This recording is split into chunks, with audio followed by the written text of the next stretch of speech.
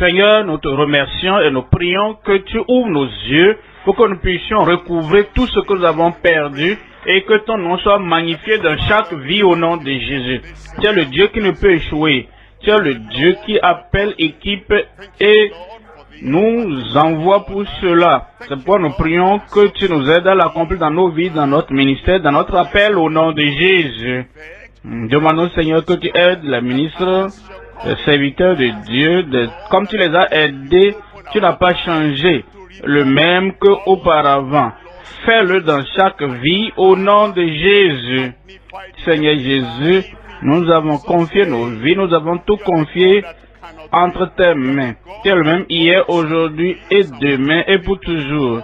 Nous demandons, Seigneur, que tu choisisses, que tu prennes chacun, chaque frère, chaque sœur, et que tu accomplisses tes plans, ta volonté dans chaque vie au nom de Jésus. Nous te remercions parce que nous savons que tu l'as fait. Au nom de Jésus, nous prions. Et les ministres de Dieu disent Amen. Merci beaucoup. Vous pouvez vous asseoir. Comme nous commençons notre conférence des ministres et des professionnels ce matin, nous voulons donc avoir une introduction aux grandes choses que Dieu a planifié faire. Nous sommes dans les derniers temps. Et dans ces derniers temps, il va répéter ce qu'il a fait au premier siècle de l'Église chrétienne et Dieu va nous revêtir tellement de puissance, d'énergie et nous équiper pour que nous puissions aller prêcher la parole et elle aura le même effet.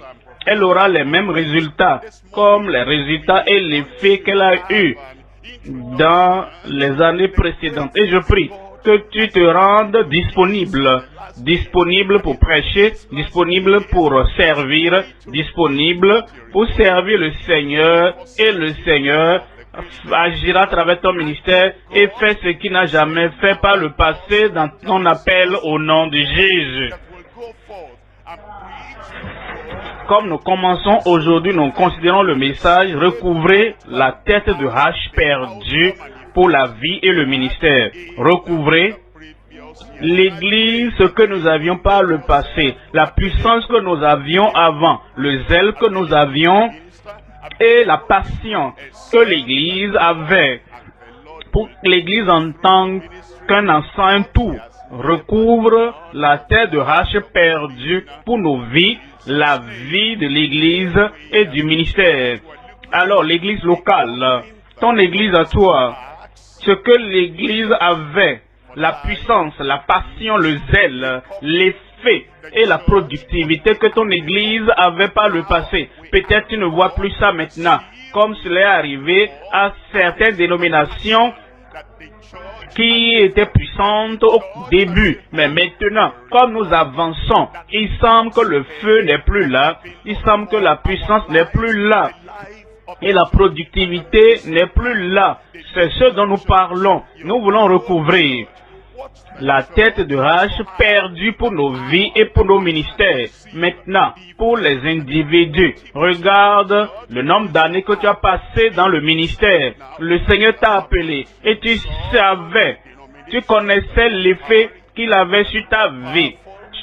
Tu avais la prière dans la puissance, tu avais la puissance, le feu dans la prière. Et ce que tu connaissais au début, quand le Seigneur t'a appelé, quand tu as commencé le ministère d'évangélisation, ou bien le ministère pastoral, ou bien le ministère apostolique, ou même le ministère prophétique, ou tout autre domaine où le Seigneur t'avait appelé. Tu savais ce que tu avais et comment l'Esprit de Dieu t'utilisait comme il utilisait Samson. Comme nous avançons les années après années, plus nous montons, plus nous refroidissons. Ainsi donc le Seigneur dit, les défis du jour, il y a plus, les défis sont plus que ce que tu as eu par le passé. Et tu dois donc te donner totalement au Seigneur et dire, quel que soit ce que j'ai perdu, pas de la puissance, tout ce que j'ai perdu de la passion, tout ce que j'ai perdu du résultat du ministère, je veux recouvrer cela. Et voilà pourquoi je suis là. C'est pourquoi aussi toi tu es là. C'est pourquoi nous sommes là. Il y aura donc un recouvrement. Il y aura donc une restauration de tout ce que nous avons perdu. Alors le Seigneur va même se saisir de toi et t'amener au-delà du passé et au-delà de ce que tu as perdu au nom de Jésus. Recouvrez la tête de hache perdue pour la vie et le ministère. Nous sommes en 2e roi et nous lisons au chapitre 6, le verset 1. En 2 rois chapitre 6, à partir du verset 1er. Les fils des prophètes dirent à Élisée, voici le lieu où nous sommes assis devant toi est trop étroit. Où nous sommes devant toi, vous voyez, il y avait une compagnie ici, vous verrez, ils étaient unis d'esprit. Élisée, le prophète, le dirigeant, l'enseignant, Élisée, celui qui était donc le responsable de l'école des fils des prophètes.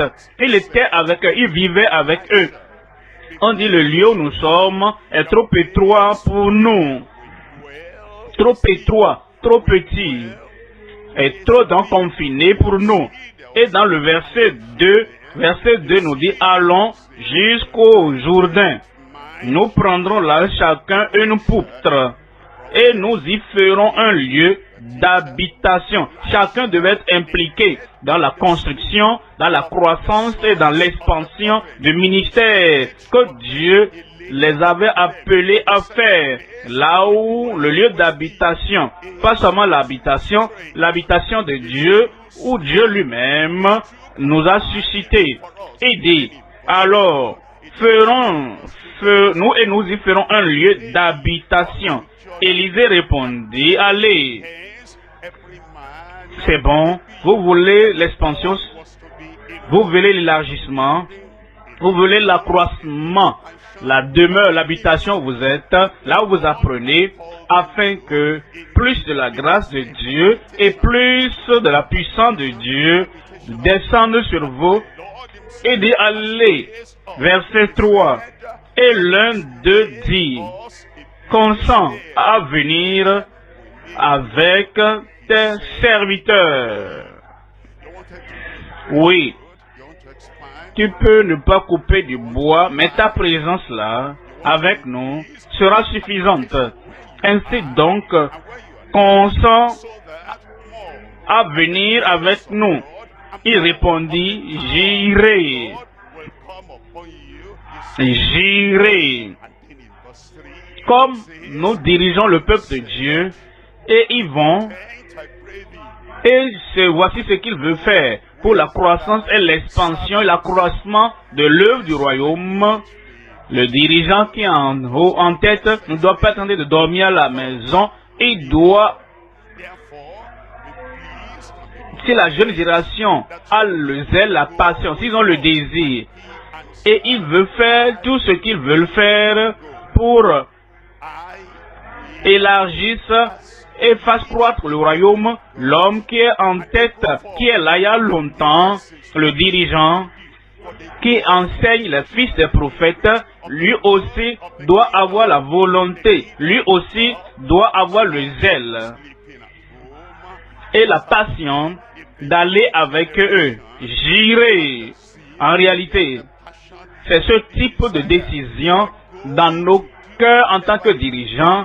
C'est ce type de dirigeant dans nos pensées en tant que leader du peuple de Dieu, des fils des prophètes et de ceux-là qui font le travail, la décision d'être toujours en train donc, en tête de liste, en tête, afin d'être disponible, la passion que tu avais à travailler pour Dieu, à prêcher l'évangile et dans l'expansion du royaume. Nous devons avoir le désir, la décision, et nous devons avoir la persévérance. J'irai. Verset 4. Il partit donc avec eux.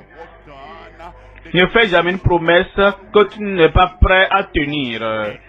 Et ne fixe pas ta pensée sur quelque chose. Je ferai ceci, je ferai, j'irai, je vais agir, je vais prêcher, je vais prier, je vais jeûner. je vais, et là où, lorsque la réalité survient, alors tu as des raisons pour disparaître, pour dire je pensais que je ferais. Un dirigeant qui fait des promesses et qui prend la décision de faire quelque chose. Et quand le moment vient, Élie dit, il partit avec eux. Arrivé au Jourdain, ils coupèrent du bois. C'est ce qu'il avait promis faire. Tu as la passion pour quelque chose. Et il veut faire quelque chose. Et maintenant le privilège vient. Ne change pas, fais ce que Dieu a dit. C'est cette consistance. C'est cette passion. C'est cet attachement à l'objectif qui nous amène à devenir l'homme que Dieu veut que nous soyons. Quand ils arrivèrent au Jourdain, ils coupèrent du bois.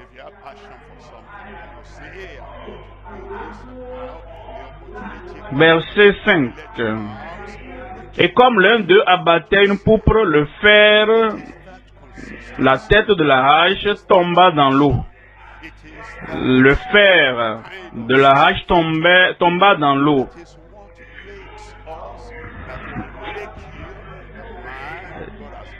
D'ailleurs, on dit, c'est l'activité qui compte. Le devoir, c'est ce qui compte.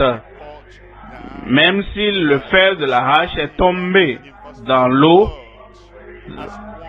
ils vont continuer à couper. Ils utilisent le bois maintenant. Ils se disent que c'est pas la fécondité qui compte, c'est la fidélité qui compte. Ils sont fidèles, ils continuent à couper. Il dit, mon frère, regarde le fer de la hache. Le fer est tombé. Le fer de la hache n'est plus là. La puissance qui va abattre l'arbre, la puissance qui amènera le ministère à croître n'est plus là. Pourquoi est-ce que ne pas chercher? Non, je ne peux pas m'arrêter. Je me suis engagé à la fidélité et je vais faire fidèlement ce que je suis censé faire. Mais ça ne donne pas de résultat. Ça n'abat aucun arbre. Ça ne convainc aucun pécheur. Cela ne convertit personne. Quelque chose qui se passe. Je laisse entre les mains de Dieu. Dieu a un plan, un objectif. Et Dieu a un plan, il dit, si tu veux couper l'arbre, tu dois avoir le fer de la hache sur le bois. Sur le bois. Il n'utilise pas sa souveraineté pour annuler ton devoir. Par conséquent donc, tu dois avoir le fer de la hache. Alors, ces fils de prophètes, ils étaient assez intelligents. Et ils criaient. Il n'a pas abordé une autre personne. Il n'a pas abordé une autre personne. Mais il a abordé l'homme de Dieu qui était leur maître, leur dirigeant, le représentant du Dieu Tout-Puissant avec eux. Et il s'écria, mon Seigneur. Il a appelé Seigneur. Il a appelé dirigeant. Il a appelé celui qui avait la connexion avec notre maître, le Messie, notre Dieu, le Dieu Tout-Puissant du ciel, qui avait la connexion avec ce Dieu Tout-Puissant. Il a dit, homme de mon Seigneur, il était emprunté. Verset 6. L'homme de Dieu dit, le maître, le dirigeant, l'homme de Dieu dit, où est-il tombé? Et il lui montra la place. Alors Élisée coupa un morceau de bois, le jeta à la même place et fit surnager le fer. Vous connaissez Élisée? Il avait remplacé Élie.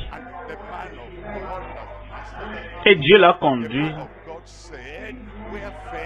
Là, il n'y avait pas de bonne eau à Jéricho. Jéricho, la ville est bonne, mais l'eau n'est pas bonne.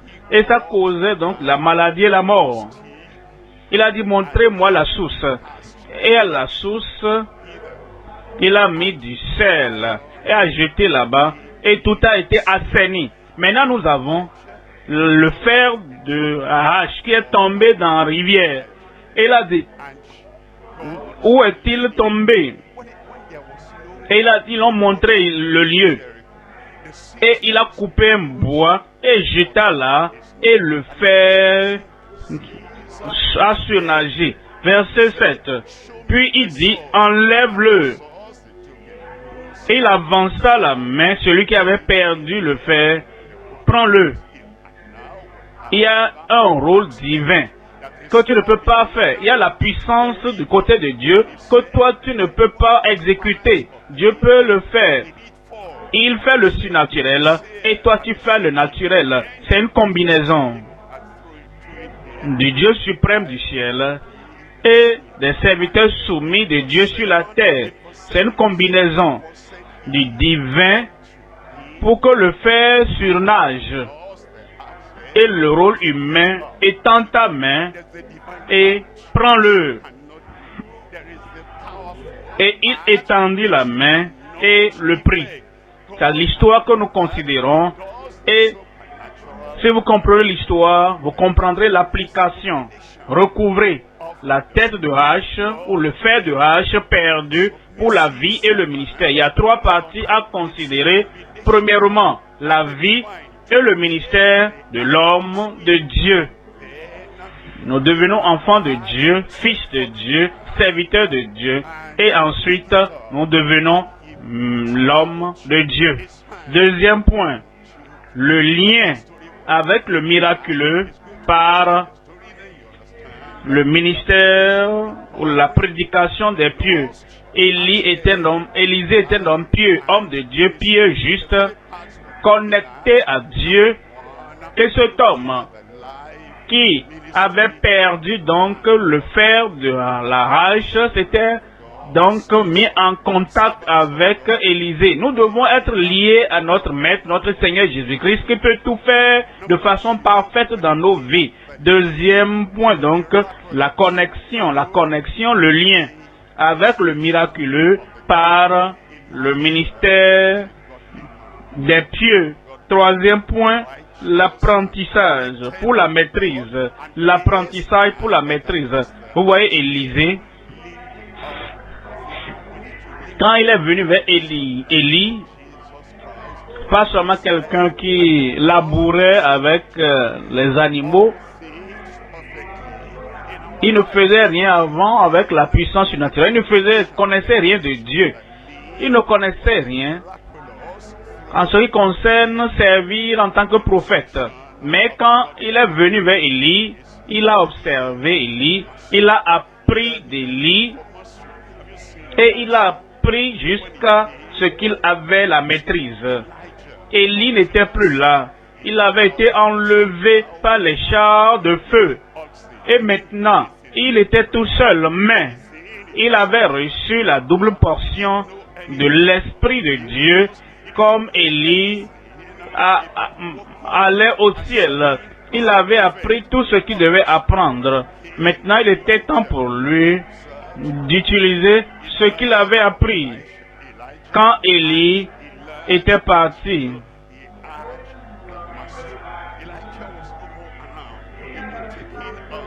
et nous ne devons donc pas rester dans la maternelle du ministère.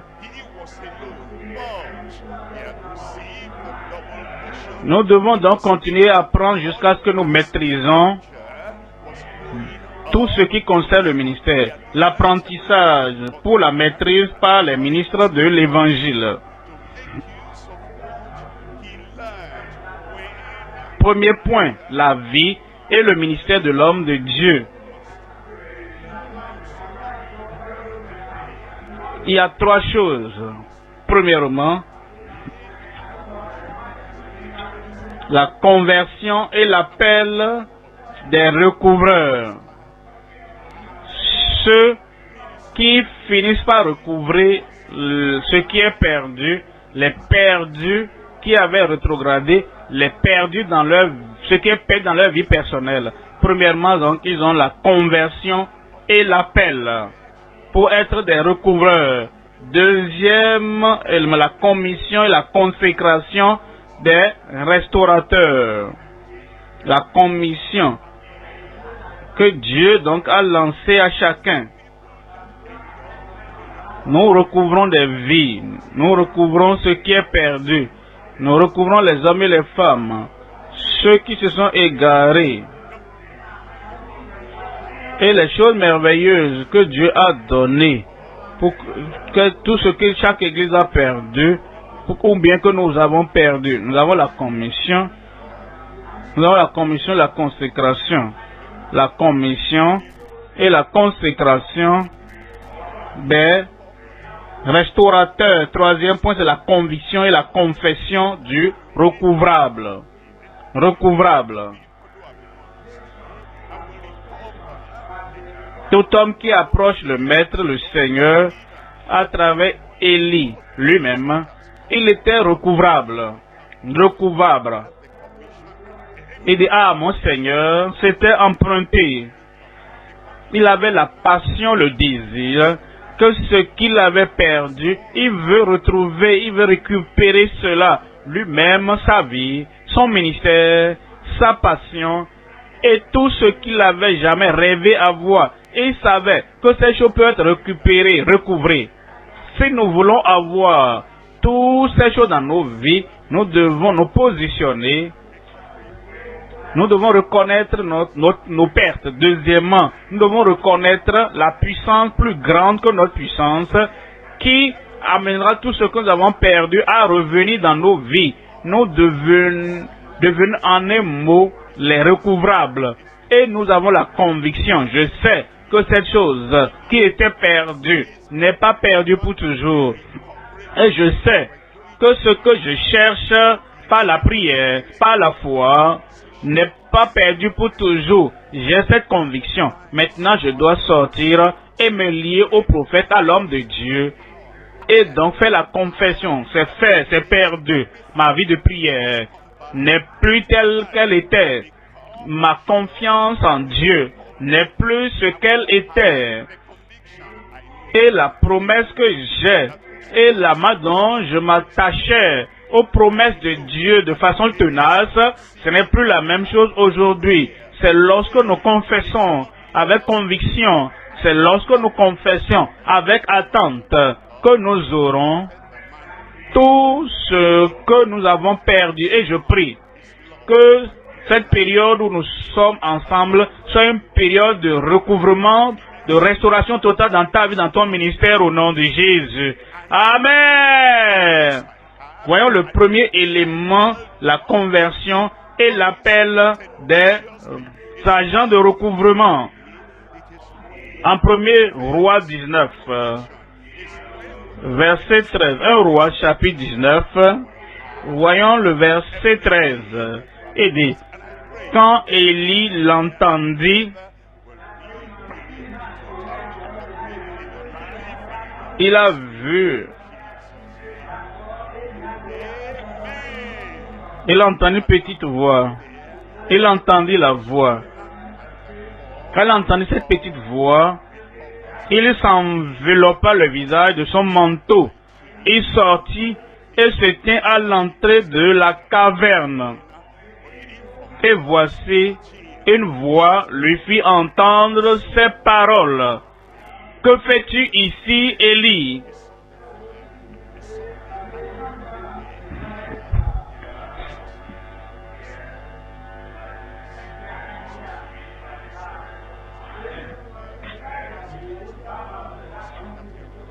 Que fais-tu ici, prophète de feu? Avec l'autorité que tu avais pour faire tomber la pluie et pour faire descendre le feu. Et tu...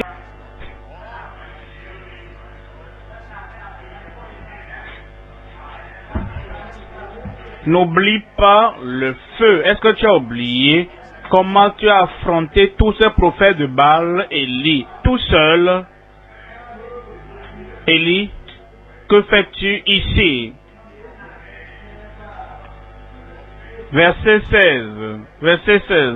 Et nous dit, tu oindras aussi Jéhu, fils de Nimshi, pour roi d'Israël. Et tu oindras Élisée. Le nom d'Élisée.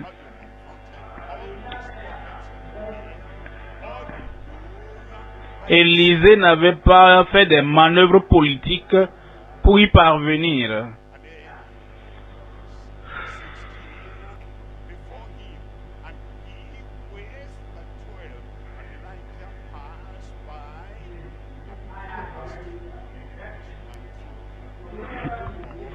Dans le verset 20, dit Élisée quittant ses bœufs. Il y a quelque chose à abandonner. Il y a quelque chose de moins important et avoir des cultivateurs dans le champ. Nous n'avons pas leur nom, mais nous avons le nom de celui qui considérait le ministère et l'appel plus élevé que les bœufs et les charrues. Quittant ses bœufs, courut après Élie. Il y avait quelque chose dans le cœur. Il y avait un désir. Il y avait le feu dans son cœur. Et il courut. Il courut après Élie et dit, laisse-moi embrasser mon père et ma mère, et je te suivrai. Je te suivrai. Et Élie lui répondit, va et reviens, car pense à ce que je t'ai fait. Ceux qui veulent utiliser de Dieu doivent comprendre le langage qui souvent sert de découragement aux autres. Élie dit, qu'est-ce que je t'ai fait? Si c'est Dieu qui a donné le nom, c'est Dieu qui a donné le nom d'Élie. Retourne encore. Verset 21. Après s'être éloigné, il revint prendre une paire de bœufs qu'il offrit en sacrifice. Avec l'attelage des bœufs, il fit cuire leur chair et la donna à manger au peuple. Puis il se leva, suivit Élie et fut à son service. Et fut à son service. Il avait entendu l'appel, il avait l'engagement, il avait la conversion. Il n'était plus là dans le champ, il était dans le ministère avec Élie. Voyez ce qu'il a fait en 2 Rois chapitre 3, 11. En 2 Rois 3, 11. Mais Josaphat dit, n'y a-t-il ici aucun prophète de l'Éternel par qui nous puissions consulter l'Éternel?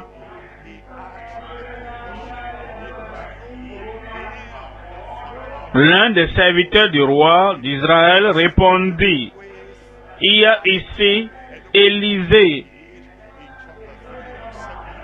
Élie est déjà parti.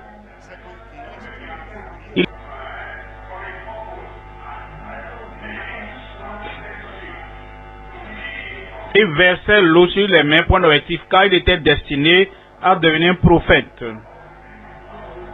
Il faut toujours penser à ce que Dieu te pousse à faire. Si tu verses l'eau sur les mains de quelqu'un, fais de tout ton cœur, de toute ton âme, tout ce que ta main trouve à faire, fais-le. Ne minimise pas cela. Ne relègue pas ça au second plan. Ah, est-ce que c'est ce que je vais faire ça? Quand est-ce que cet homme-là, ou est-ce que moi je vais prendre la relève? Élie et Élisée n'avaient rien discuté de tout ça. En Matthieu 11, verset 28, les paroles de Jésus-Christ, venez à moi, vous tous qui êtes fatigués et chargés, et je vous donnerai du repos. Verset 29, aidez, prenez mon joug sur vous, et recevez mes instructions, apprenez de moi, observez, apprenez. Et dédie-toi à apprendre en toutes choses, chaque jour, dans chaque circonstance. Recevez mes instructions. Ce que vous apprenez, vous pourrez donc mettre en pratique. Car je suis doux et humble de cœur, et vous trouverez du repos pour vos âmes. Verset 30, il dit, car mon joug est doux et mon fardeau il y a un joug. Et Élisée a compris. C'est le joug qui mettait les animaux ensemble afin qu'ils puissent labourer, pour qu'ils puissent tirer et cultiver. Et quand nous sommes donc sous le joug du Seigneur, nous sommes également sous le joug avec les autres, les collègues du ministère. Nous sommes alors capables de labourer, de cultiver, nous arrivons à pousser. Et nous arrivons donc à faire croître l'œuvre comme il le veut, car mon joug est doux et mon fardeau léger. Deuxième élément, la commission et la consécration des restaurateurs. La commission, la restauration. En 1er roi 19, 16.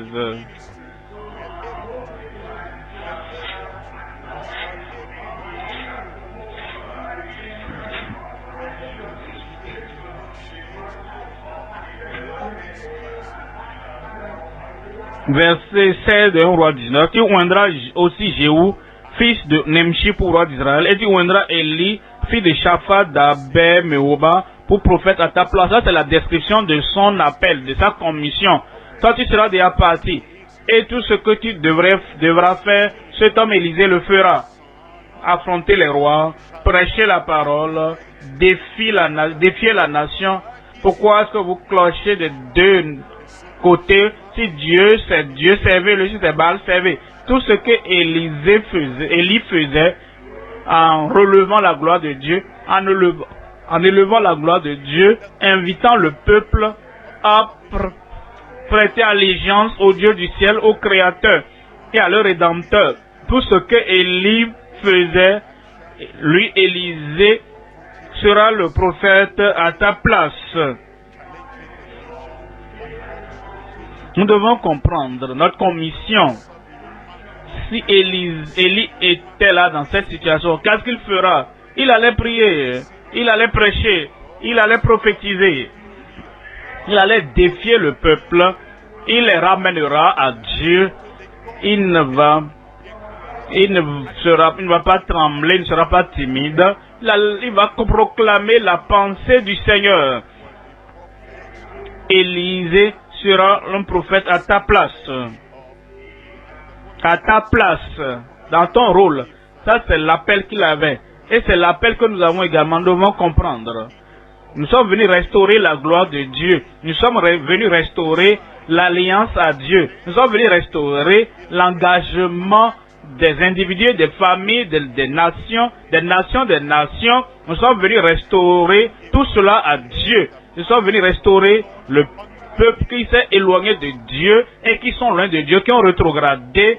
Nous sommes là avec la présence et la puissance à l'esprit. Et dans la poursuite de la gloire de Dieu, nous devons rappeler le peuple, le ramener à Dieu. Voyons.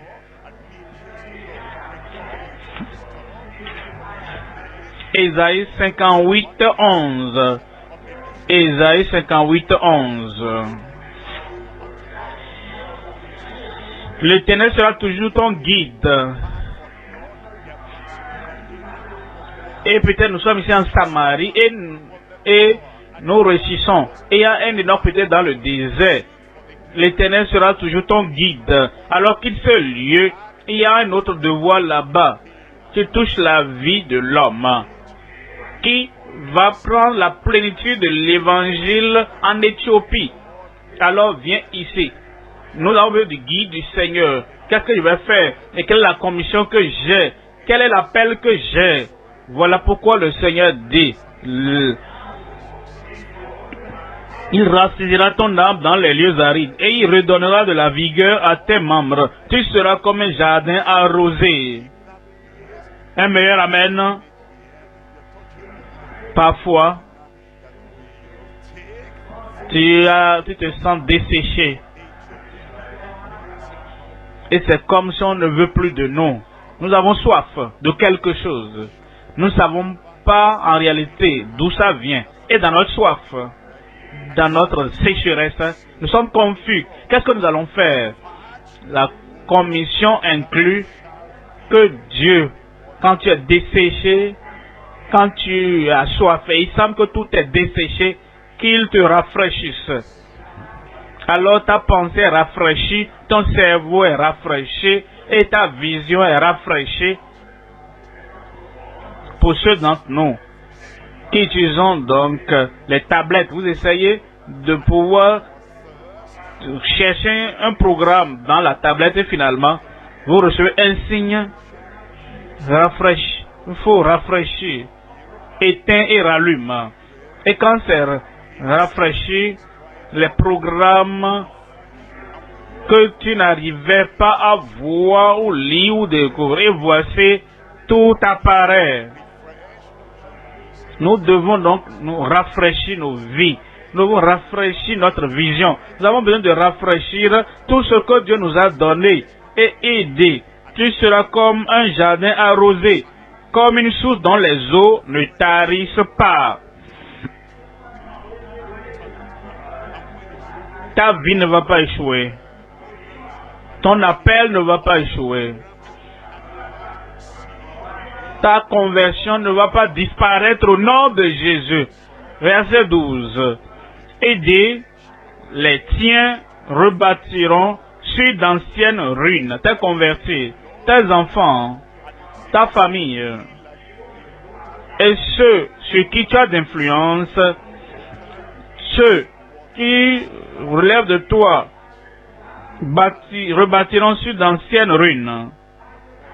Dans notre pays, dans nos églises, dans nos communions, tu relèveras des fondements antiques. Ça, c'est notre appel, c'est notre commission. Et on t'appellera réparateur des brèches, celui qui restaure les chemins, qui rend le pays habitable. Nous avons une commission et nous devons donc engager et consacrer à cette commission. Le Seigneur le fera au nom de Jésus. Matthieu 17. En Matthieu 17, verset 11. Matthieu 17, 11. Il répondit, il est vrai qu'Élie doit venir, mais il était déjà parti. Mais il y avait un Élie et il doit rétablir toutes choses, leur foi en Dieu.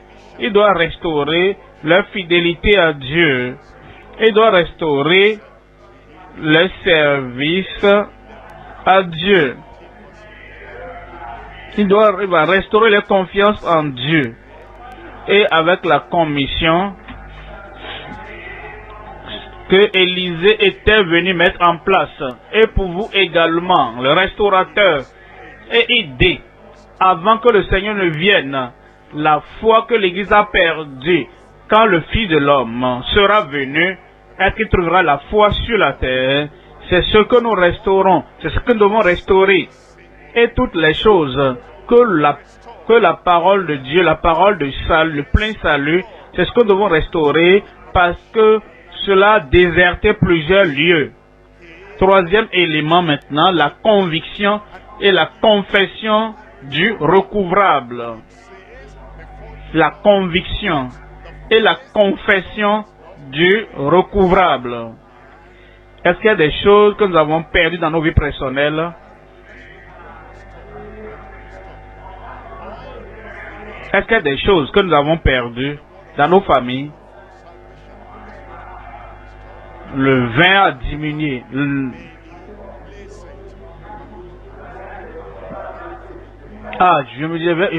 Je vais gérer ce qui reste. Nous n'avons pas la conviction, nous n'avons pas la confession que ce qui a été perdu dans nos vies, dans nos familles, peut être recouvré dans notre église locale. Là, nous servons depuis combien d'années dans cette église-là?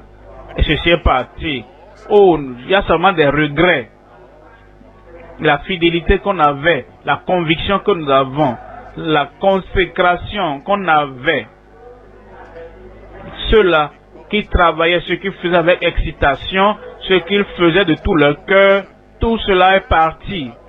Est-ce que tu as la conviction que tu peux recouvrer cela pour que tout ce que tu as perdu dans l'église locale là, l'engagement que tu as perdu, le service que tu as perdu. Tout, est-ce que tout peut revenir? Nous devons avoir la conviction que nous pouvons avoir recouvrement. La conviction et la confession du recouvrable. En 2 Rois 6, verset 5. Et comme l'un d'eux abattait une poutre, le fait tomba dans l'eau et il cria. Ah, mon Seigneur, il était emprunté. Pourquoi peut-il crier comme ça? Il avait la conviction en lui que si Élisée, qui se tenait à la place d'Élie, peut invoquer le ciel, il y aura ce miracle. Et il y aura dans ce recouvrement, c'est la conviction qu'il a. Tu as cette conviction que tout ce que tu as perdu dans ta vie va revenir encore. Et ça reviendra encore au nom de Jésus. Alors on nous dit en Job 42.2.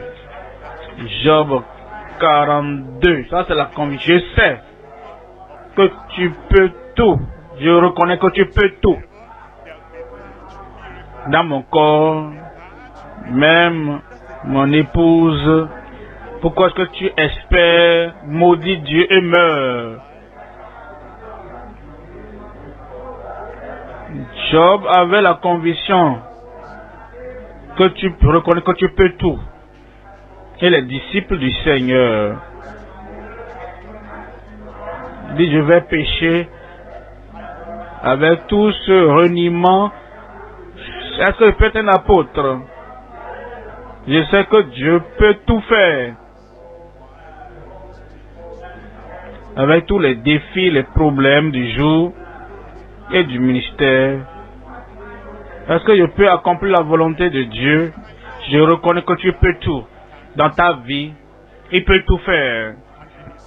Peu importe le niveau où tu es présentement, peu importe la vallée dans laquelle tu es, tu dois savoir, tu dois avoir la conviction que le Dieu du ciel, le Dieu de toute puissance, le Dieu de la rédemption, peut tout faire dans ta vie. Je reconnais que tu peux tout et que rien ne s'oppose à tes pensées. En Luc 18. Luc 18, verset 27. Ce qui est impossible aux hommes est possible à Dieu. Luc 18, 27. Jésus répondit, ce qui est impossible aux hommes est possible à Dieu. Ah, je pensais que cet homme pouvait m'aider. Oh, cette femme, ce dirigeant, je pensais qu'il allait m'aider. Impossible aux hommes. Mais comprenez, même si nous trouvons cela impossible aux hommes, toutes ces choses sont possibles avec Dieu. La restauration dans ta vie, le réveil dans ta vie, le recouvrement dans ta vie au nom de Jésus. Deuxième point maintenant, le lien avec le miraculeux par le ministère, le service des pieux. En 2 Rois 6. 2 Rois 6, verset 3.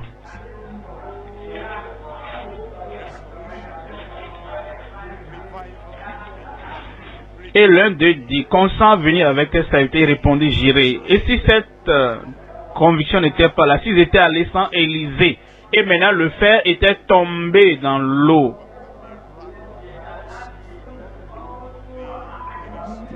comment aurait-il le lien avec le miraculeux, la connexion? Celui qui a le manteau d'Élie est important. Verset 4 dit, il alla avec eux. Il partit donc avec eux. Élisée pouvait dire quelle est l'utilité. Ils vont juste couper du bois. Ce n'est pas mon ministère. Ce n'est pas mon appel. Mais il alla avec eux. Ne méprise jamais toute opportunité qui se manifeste. Même si tu te demandes quelle sera l'utilité, qu'est-ce que cela va, il alla avec eux. Et quand il vint au Jourdain, ils coupèrent le bois, le lien avec le miraculeux, par le service ou le ministère des pieux. 3 éléments également, la pétition pour la compagnie du maître, la connexion qu'ils devraient avoir. Ils ont adressé une pétition. Viens avec nous. Deuxièmement, la puissance de la croix pour les miracles. 3e élément, les possibilités de Christ en moi. Les possibilités de Christ par moi. Les possibilités de Christ à travers moi. Les possibilités de Christ à travers moi. Premier élément alors, la pétition pour la compagnie du maître. Déjà, vous avez entendu la pétition, la demande, la doléance. Viens avec nous, consent venir avec tes serviteurs.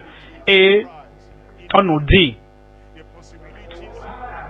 en Jean, chapitre 15, verset 4. Jean, chapitre 15, verset 4. Demeurez en moi. C'est notre Maître qui parle. C'est le Messie qui parle. Christ, notre Seigneur et Sauveur qui parle. Demeurez en moi et je demeurerai en vous.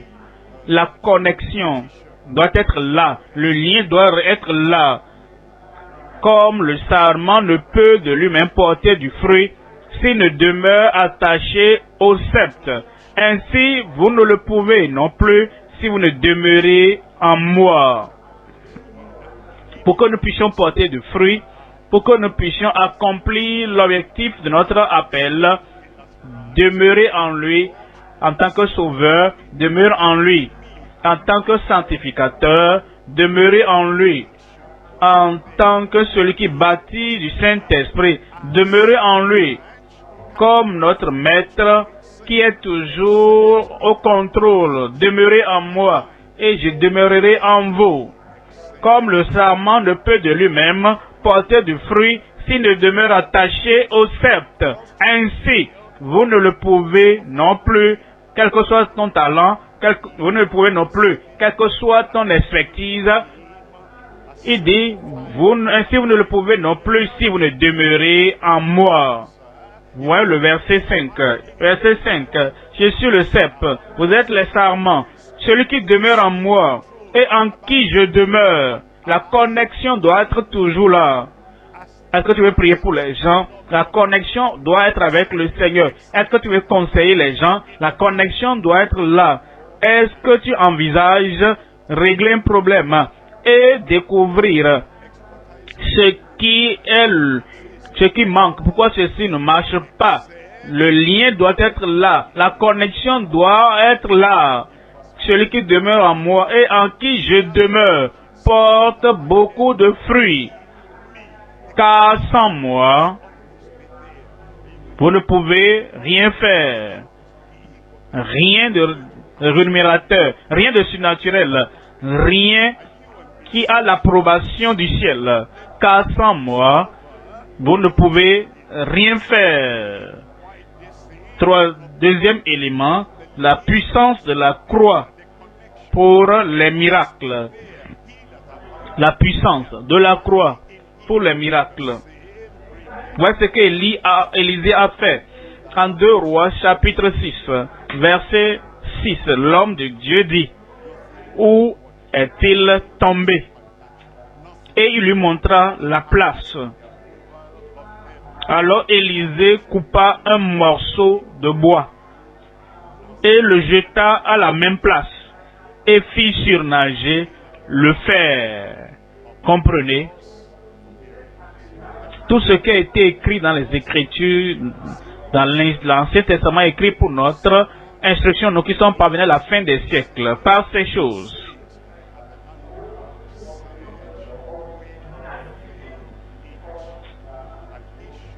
Il coupa un bois.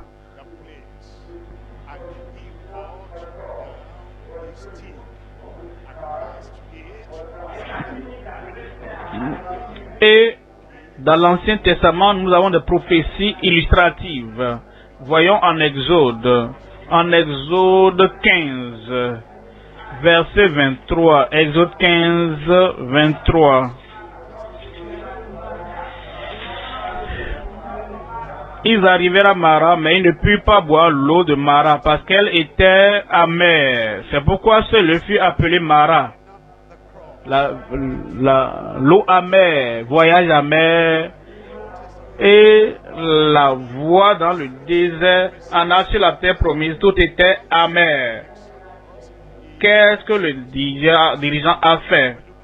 Verset 25. Verset 25. Moïse cria à l'Éternel, et l'Éternel lui indiqua un bois. L'Éternel lui indiqua un bois. L'eau était amère. Seigneur, comment est-ce que l'eau peut être douce? Il lui montra un bois qu'il jeta dans l'eau, et l'eau devint douce. Ce bois du calvaire, cette croix au calvaire, sur laquelle mon sauveur est mort, sur le bois, ton Seigneur monte dans ta vie, que tout ce qui vient dans ta vie est amer deviendra doux au nom de Jésus. Tu ne peux pas rendre ça doux de toi-même. Tu ne peux pas adoucir tout cela, ces expériences amères de toi-même, quelles que soient ces expériences. Mais quand tu regardes au bois sur lequel est mort pour toi, jette-le dans ta situation. Tout sera doux au nom de Jésus. Ce fut là que l'Éternel donna au peuple des lois et des ordonnances. Quand le bois adoucit l'eau, il leur donna des lois et des ordonnances, et ce fut là qu'il le mit à l'épreuve. Quelles sont les lois qu'il a faites? Verset 26. Verset 26, il dit, si tu écoutes attentivement la voix de l'Éternel ton Dieu, si tu fais ce qui est droit à ses yeux, si tu prêtes l'oreille à ses commandements, et si tu observes toutes ses lois, je ne te frapperai d'aucune des maladies dont j'ai frappé les Égyptiens. Je ne te frapperai d'aucune des maladies dont j'ai frappé les Égyptiens. Je croyais que je vais avoir un grand-mère. Non, j'ai frappé les Égyptiens, car je suis l'Éternel qui te guérit. Amen. À cause de cet arbre, à cause du bois qui a été lancé dans cette eau amère, tout a été adouci. Vous voyez l'interprétation dans le Nouveau Testament. En 1 Pierre 2, verset 24. 1 Pierre, chapitre 2, 24.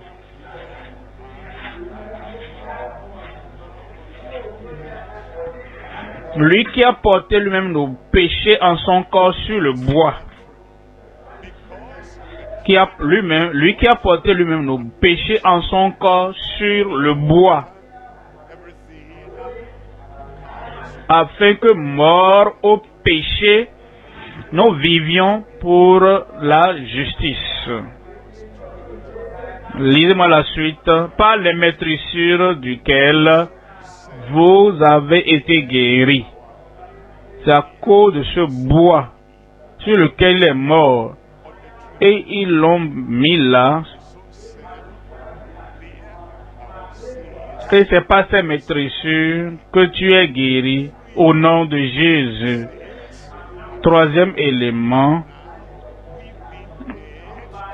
les possibilités de Christ en moi. Les possibilités de Christ par moi. Les possibilités de Christ à travers moi. Jean 14, 10. Jean 14, 10. Ne crois-tu pas que je suis dans le Père et que le Père est en moi? Est-ce que nous ne croyons pas? Me voici. Mon Père céleste. Le Père habite en moi. Et moi, je suis dans le Père. Pourquoi est-ce qu'il disait ça? Il dit, toi croyant en moi, et moi en toi. Saint Paul a dit, voici, je suis à la porte et je frappe. Si quelqu'un entend ma voix et ouvre la porte, j'entrerai chez lui. Moi en toi, Christ en toi, l'espérance de la gloire, l'espérance de toutes les possibilités dans nos vies. Et Jésus a dit, vous savez comment je fais l'œuvre, comment j'accomplis les miracles que j'accomplis, le Père qui habite dans le Père, demeurant dans le Père et le Père en moi. Il dit, ne sais-tu pas que je suis dans le Père et que le Père est en moi? Les paroles que je vous dis, ne les dis pas de moi-même, mais le Père qui habite en moi, moi je dis la parole, je donne le commandement, je leur dis, levez-vous et marchez, je leur dis, soyez guéris, je leur dis, vos péchés qui sont nombreux sont pardonnés. Je dis à la tempête, silence tais-toi. Le Père qui habite en moi, c'est lui qui fait les œuvres. Parce que le Christ habite en moi, celui qui accomplit les miracles, notre Rédempteur, celui qui rend toutes choses possibles. Et moi, le croyant, j'habite en lui. Et pour cela, tout ce que je fais, je le fais par le commandement et le contrôle du Christ qui habite en moi. Verset 11. Croyez-moi, je suis dans le Père. Il dit ça, c'est le secret du succès de son ministère. Le Père en moi. Croyez du moins à cause des œuvres que le Père en moi. Verset 12. En vérité, je vous le dis, celui qui croit en moi fera les œuvres que je fais et il en fera de plus grandes. Comment? Parce que celui qui fait l'œuvre est en moi. Parce qu'il vit en toi.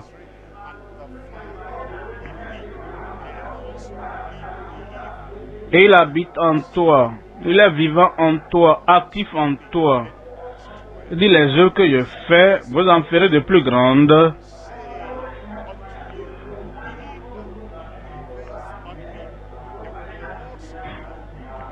Nous, le croyant, moi qui suis Jésus-Christ, je peux aller au-delà de Christ. Non, Christ habite en toi. Et parce que Christ habite en toi, les œuvres qu'il fait, ce n'est pas seulement toi. C'est Christ qui vit en toi qui le fait. Et c'est lui qui vit en toi, vivant en toi, qui fait les plus grandes œuvres. Ça peut être dit. Il fera de plus grandes œuvres parce que je m'en vais au Père. Verset 13. Et tout ce que vous demanderez en mon nom, je le ferai. C'est lui qui le fait. Si demeure en toi, je le ferai, afin que le Père soit glorifié dans le Fils. Verset 14. Verset 14 dit, si vous demandez quelque chose en mon nom, je le ferai. C'est lui qui demeure et vit en toi qui fait l'œuvre. Galates 2, 20. En Galates 2, verset 20, j'ai été crucifié avec Christ. Si je vis, ce n'est plus moi qui vis. C'est Christ qui vit en moi. Comme le Père vit dans le Fils.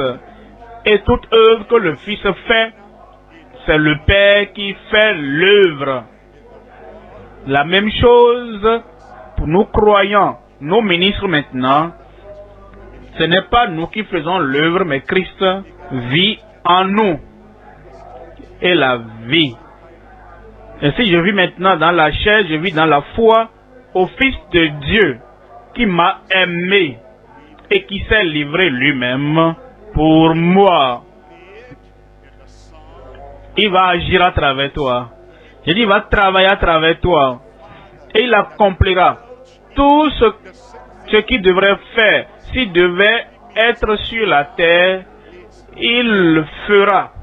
Maintenant, il le fait à travers toi parce qu'il demeure en toi. 1 Jean, chapitre 4, 4. 1 Jean, 4, verset 4. Vous, petits enfants, vous êtes de Dieu et vous les avez vaincus. Comment est-ce que je peux les vaincre? Ces difficultés, toutes ces actions inspirées par Satan, comment est-ce que je peux les vaincre? Parce que celui qui est en vous est plus grand que celui qui est dans le monde. C'est celui-là qui est en nous, qui nous aide à vaincre. Et il semble que c'est nous qui avons la victoire. Non. C'est lui qui a la puissance, c'est lui qui a les armes, la source de la victoire. Parce que celui qui est en vous est plus grand que celui qui est dans le monde. En Marc 9, 23, Jésus, si tu peux croire que je suis en toi, si tu peux croire que je sers à travers toi, si tu peux croire que c'est moi, c'est la puissance, si tu peux croire que ce que j'ai fait avant, quand j'étais dans le monde, je demeure en toi et je le ferai à travers toi. Si tu peux croire, tout est possible à celui qui croit. Le troisième point maintenant, apprendre pour la maîtrise, l'apprentissage pour la maîtrise par les ministres de l'Évangile. Nous sommes ministres de l'Évangile. Dans notre ancienne vie, avant de venir au Seigneur, nous avons appris, mais nous n'avons pas eu la maîtrise dans toutes les choses que nous apprenons, dans toutes les choses que nous faisions. Quand nous faisions quelque chose qui dépassait 50%, en disant ça c'est assez bon. Qu'est-ce que je cherche encore? Les gens 43%, d'autres ont eu 33%, d'autres ont eu 35%. C'est déjà bon.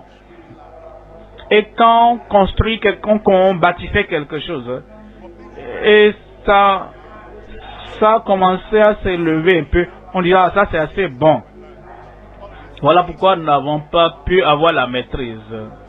Et dans tous les domaines de la vie, c'est comme ça, nous apprenons pour que nous puissions faire quelque chose. Nous apprenons afin d'avoir du succès. Et quand nous nous comparons à d'autres personnes et nous disons, moi, je suis à la telle position, ah, celui qui est dernier, c'est déjà bon. Oh, c'est déjà bon, je me réjouis. Quand il y a un petit succès, mais non. Nous devons aller à la maîtrise dans le ministère au nom de Jésus. Et vous voyez chaque jour comment parfaire ceci, comment améliorer ceci, comment améliorer l'œuvre de façon parfaite pour dire, ah, j'ai maîtrisé cet art. Et cette maîtrise, je la manifeste dans tous les domaines.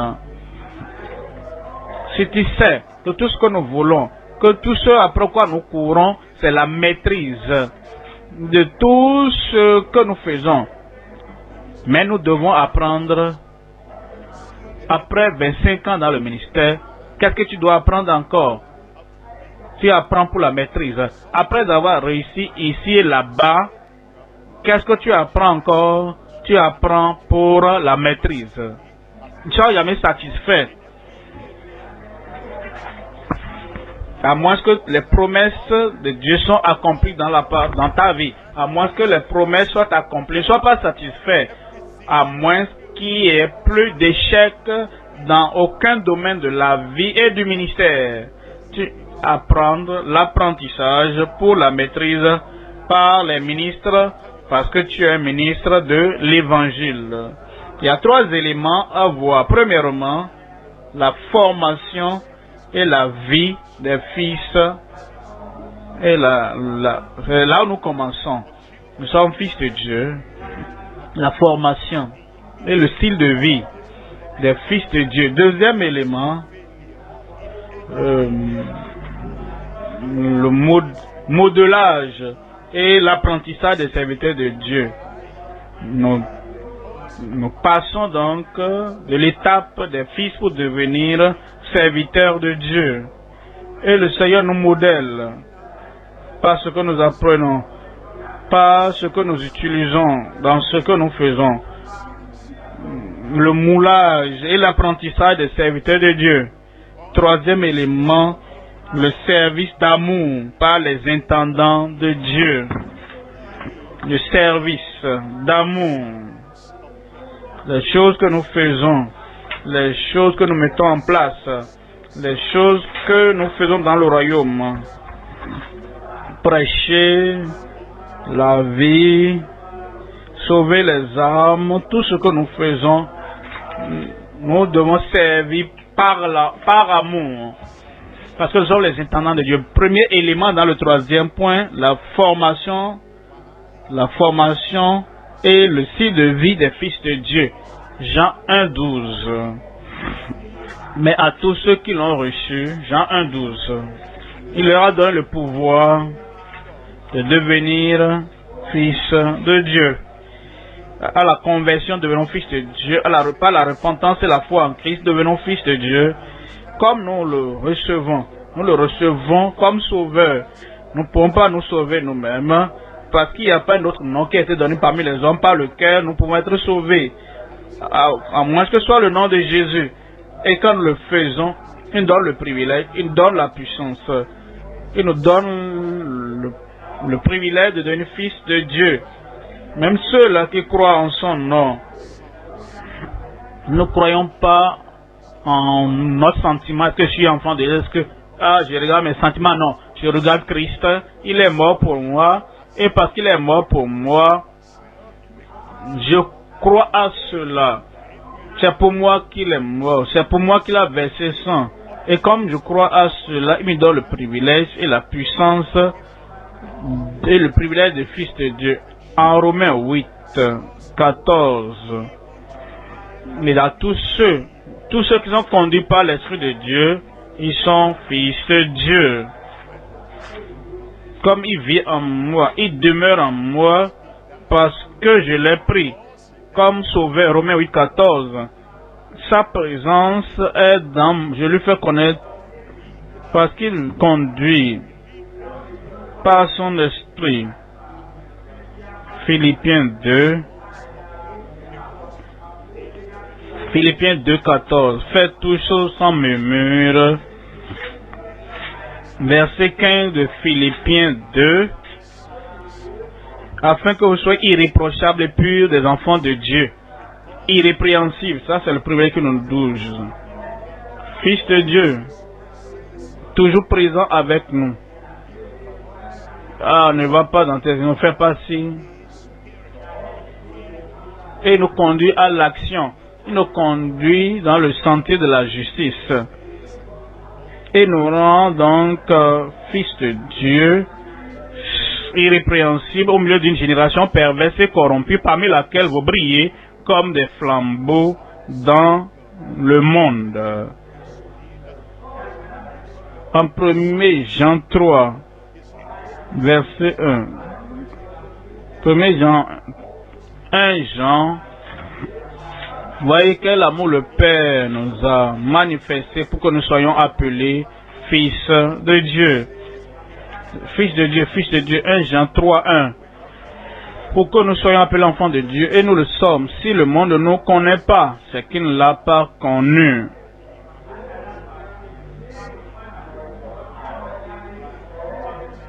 C'est parce qu'il ne l'a pas connu.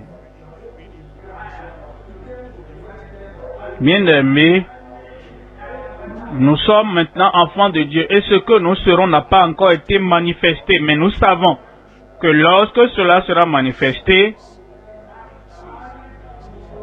nous serons comme lui car nous le verrons tel qu'il est. Amen pour ta vie. Deuxième élément.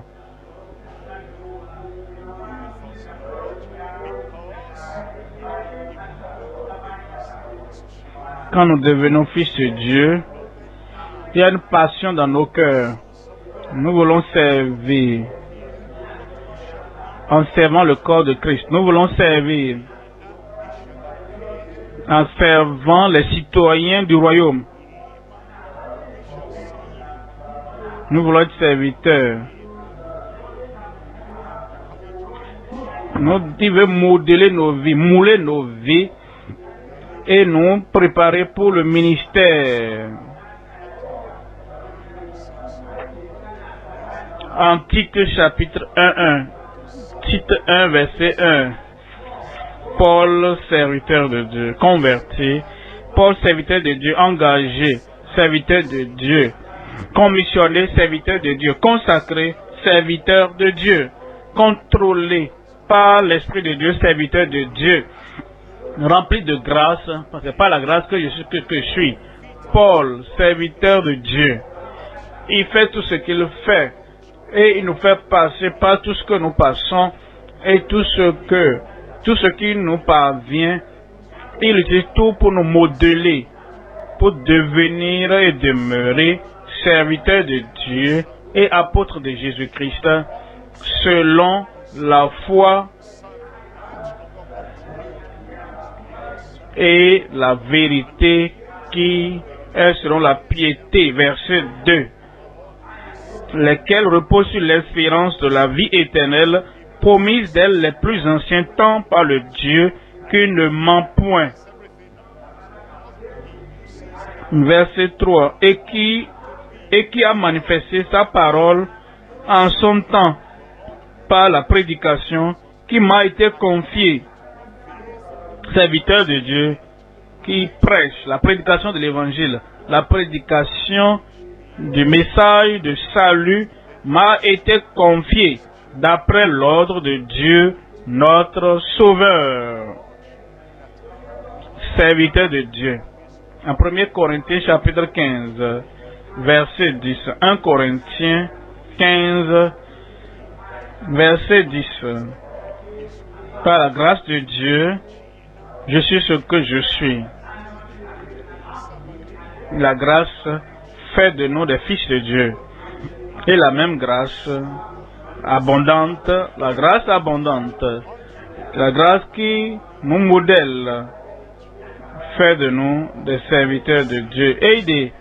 Et par la grâce de Dieu, je suis ce que je suis. Et sa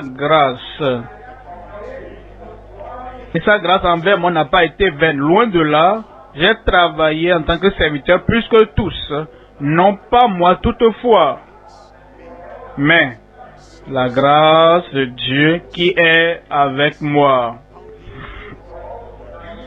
Parce qu'il nous a choisi pour être serviteurs et tout ce que nous devons faire dans toutes les situations dans lesquelles nous nous retrouvons, il nous donne, il nous accorde la grâce abondante pour que nous soyons serviteurs efficaces de Dieu.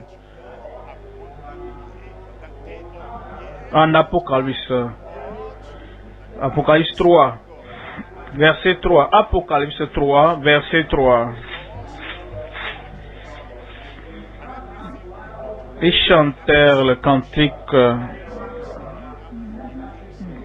Moïse était fidèle dans tout ce que Dieu l'a appelé à faire, serviteur de...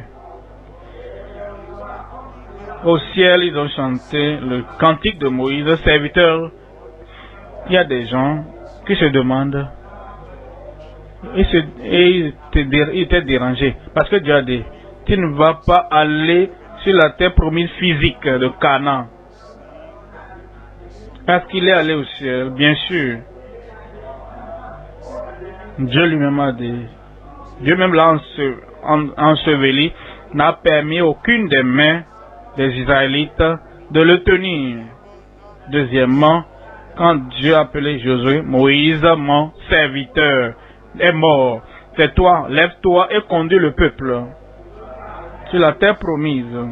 Il était serviteur de Dieu.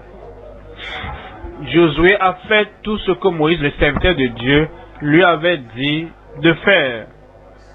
Dieu a dit mon serviteur, il lui avait dit, il était un serviteur de Dieu. Maintenant, sur la montagne de transfiguration, alors Christ, et nous avons Élie et nous avons Moïse qui lui sont apparus. Et Pierre a dit, on va avoir une tente pour Moïse, toi et maintenant en Apocalypse.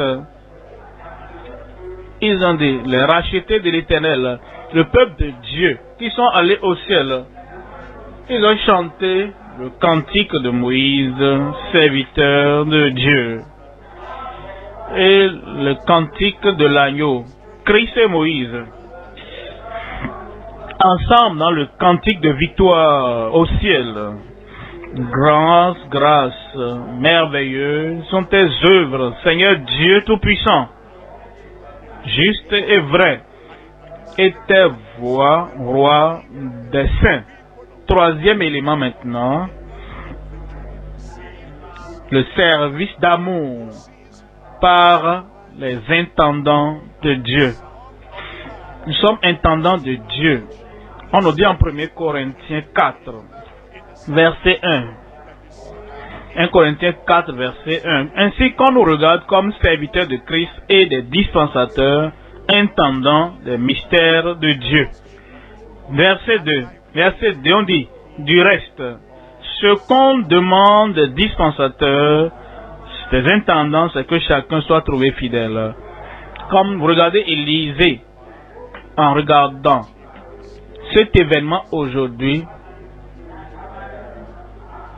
le fer de la hache qui est tombé dans l'eau, ah mon Seigneur, il était emprunté. Et Élisée n'a pas dit, car pourquoi tu as été négligent? Est-ce que tu n'as pas l'expérience à couper le bois pour maintenir le fer? Pourquoi est-ce que tu as laissé ça tomber? Maintenant, tu as fait ces choses insensées. Et le fer de lance est tombé. Et tu me demandes maintenant de faire quelque chose à ce sujet? Non. Élisée n'a pas dit ça.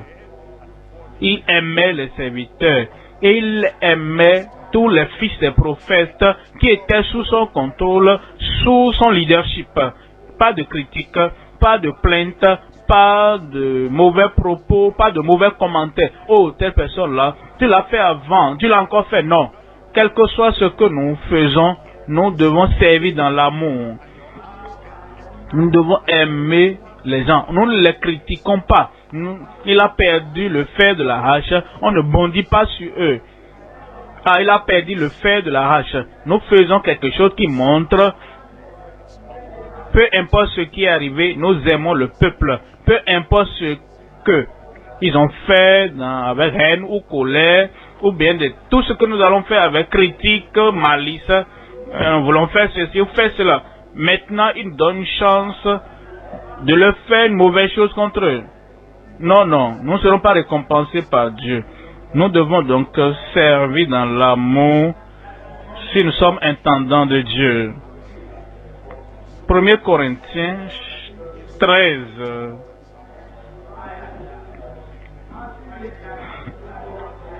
2 Corinthiens, 1 Corinthiens 13. Quand je parlerai les langues, verset 1, des hommes et des vents, si je n'ai pas la charité, je suis un airain qui résonne ou une cymbale qui retentit. On peut utiliser le bon son et avoir, mais sans l'amour, il n'y a pas de vie sans amour. Et il n'y a pas d'élévation sans l'amour. S'il n'y a pas d'amour, ah, tu as faim, voilà. Sans l'amour, la charité, ça ne donnera rien. Et rien ne sera récompensé. Verset 2, il nous dit,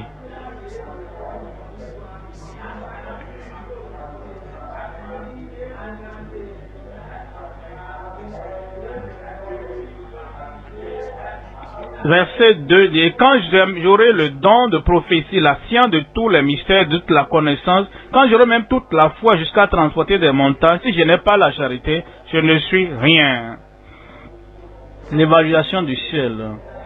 Il nous évalue par l'amour.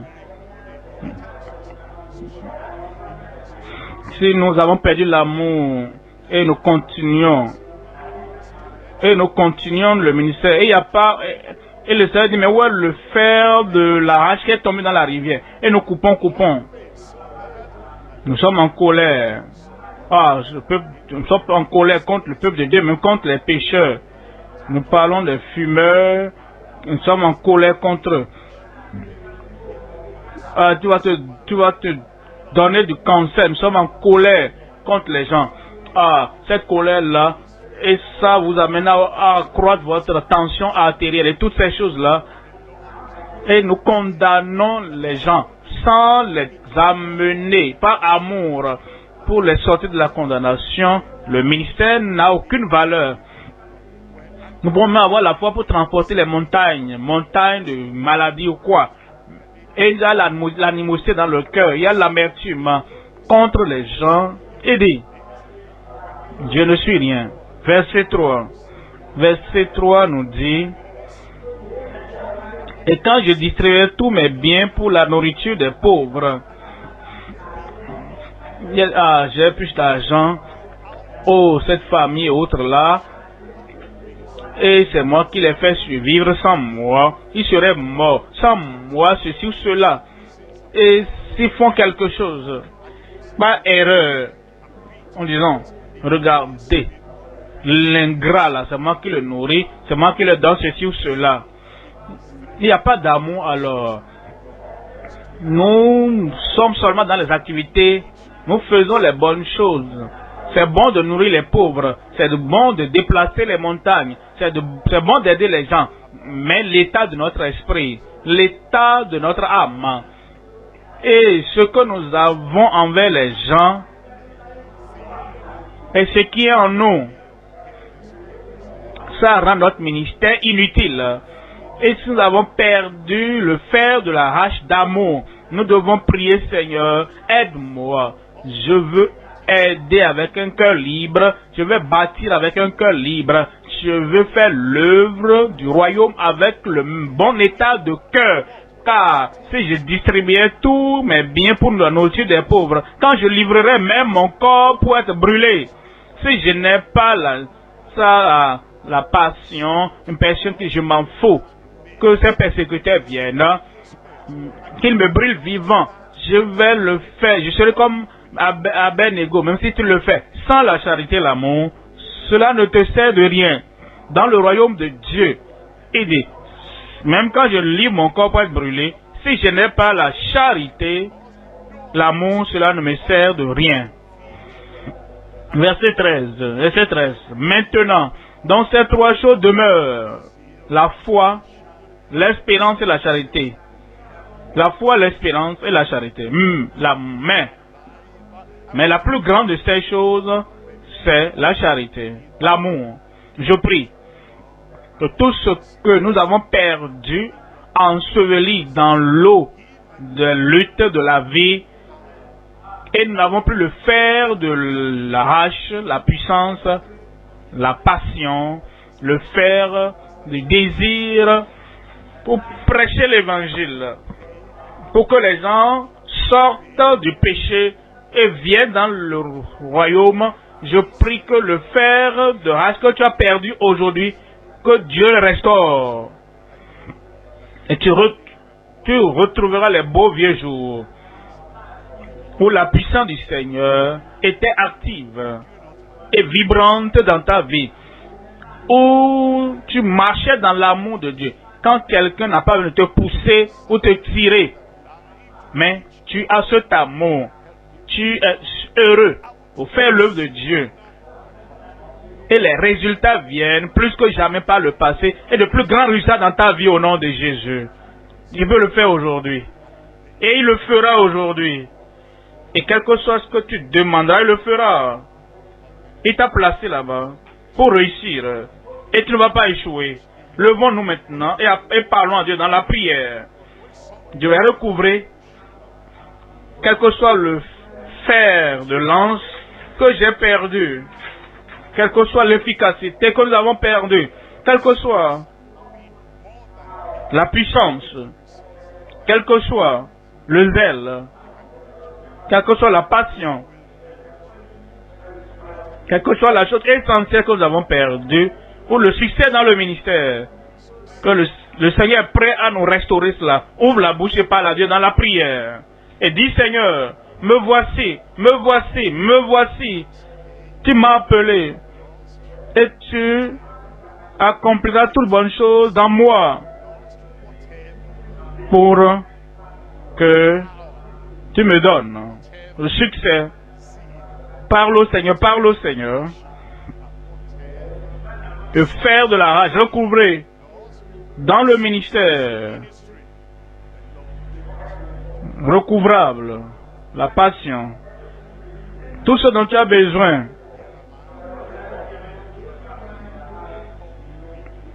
Et il t'a, dans son plan, il t'a l'esprit,